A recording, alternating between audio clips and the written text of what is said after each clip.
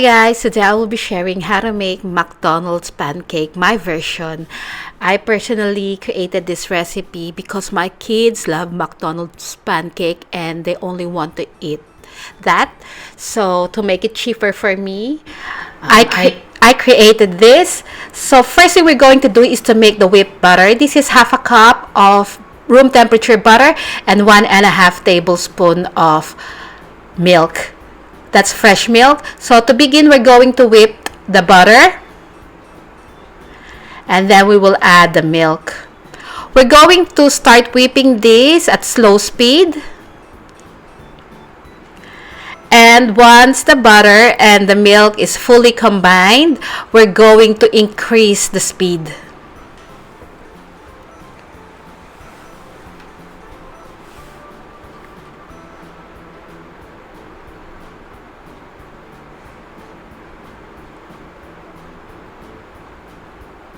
So here I increased the speed to high.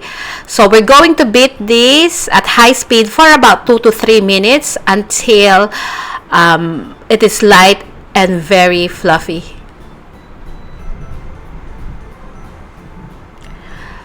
Stop and then scrape down the side of the bowl and then give this a quick mix for about a minute.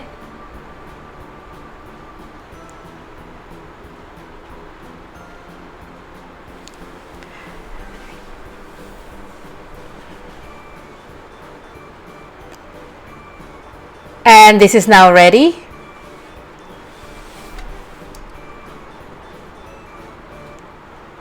Set this aside.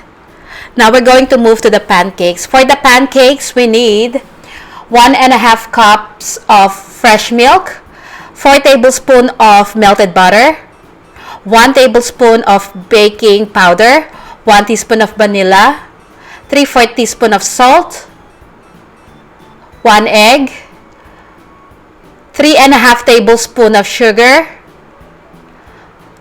2 tablespoons of water, 1.5 cups of plain flour. So the process is really easy. This will go quick. So combine the flour, the baking powder, the salt, and the sugar. Give it a mix. Add the milk.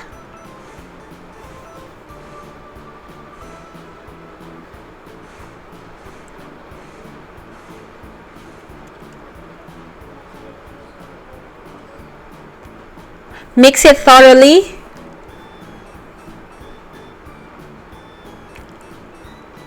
Now we can add the melted butter.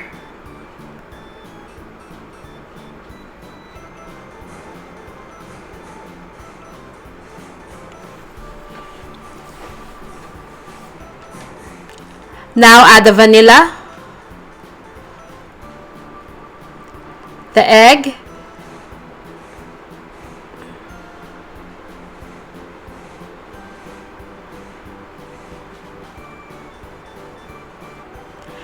and finally we're going to add the 2 tablespoons of water.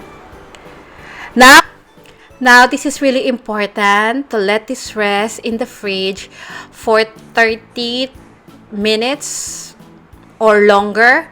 That makes a really smooth and nice pancake batter. So after 30 minutes, we're going to cook the pancake. I have a non-stick pan in here. I'm not going to grease the pan with butter. Without greasing the pan with butter, it creates the same look as McDonald's.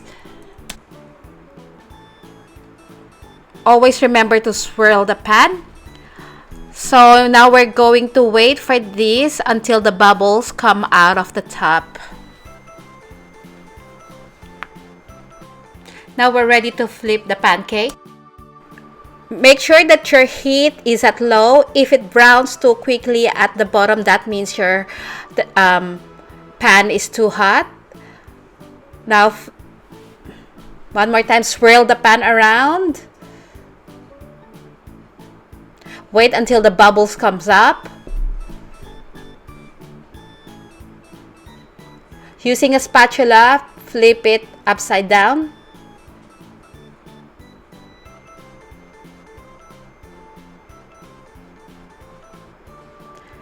and have a look. If it's cooked, transfer this into your plate. This batter makes about 12 to 13 pieces of pancakes. Don't have a non-stick pan, you can use a regular pan. Just grease it, but it will not create the same look, but it will taste the same.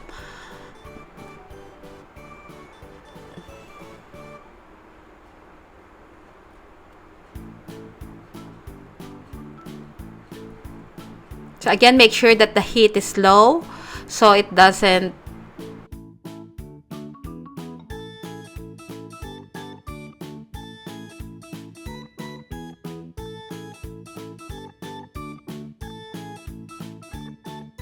Now I want to show you what happens if you don't swirl your pan. So the pancake will be thicker and it will not form a perfect circle. And it will be darker at the bottom because it takes longer for the pancake to cook.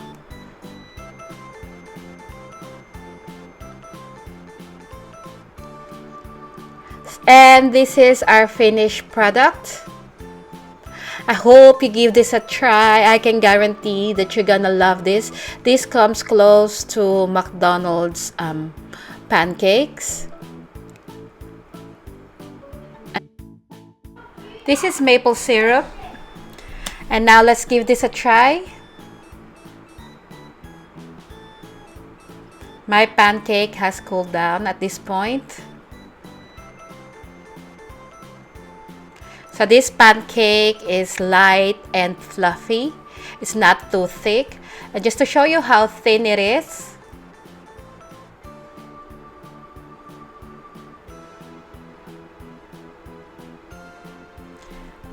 I hope you give this a try and I can guarantee that you're gonna love this. Thank you so much for watching and I'll see you again next week. Bye!